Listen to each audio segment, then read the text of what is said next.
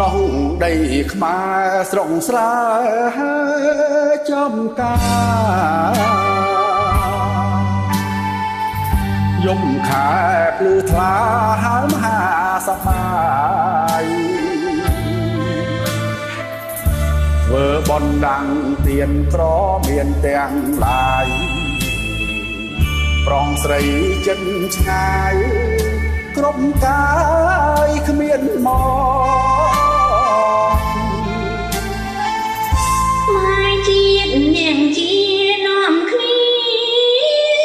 រួម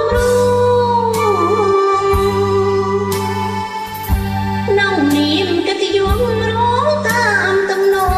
ងស្គាល់មានឆ្ងាយចិត្តស្គាល់មិត្តប្អូនបងចិត្តខ្មែរមិនឆ្កងរំលងខោច្បាស់ខ្មែររស់អើយក្នុងធម៌បបអោវាក់ព្រះពុទ្ធអនុញ្ញាតខ្មែរខំត្រង់ត្រាប់ខ្មែរជាអ្នកជាមិនអាងចាងកាប់ខ្លាចខុសនឹងច្បាប់ព្រះពុទ្ធសាសនាតែខ្មែរហ៊ានស៊ូប្រឈីកាពីបើសិនពួកមានចង់ពីប្រហាចង់ប្លន់ទឹកដីបំបត្តិសាសនាយើងជាខេមរាប្រាប់ថាសំឈាម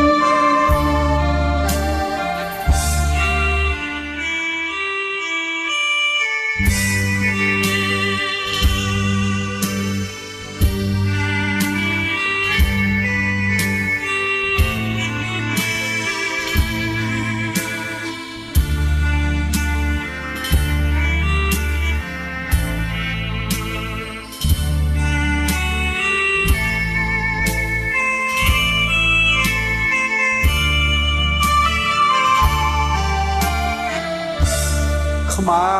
ររស់អើយក្នុងធម៌បបអោវាក់ព្រះពុទ្ធអនុញ្ញាតខ្មែរខំត្រង់ត្រាប់ខ្មែរជាអ្នកជាមិនអាចចាងកាប់ខ្លាចខុសនឹងច្បាប់ព្រះពុទ្ធសាសនាតែខ្មែរហ៊ានស៊ូបដូរឈាមកាពី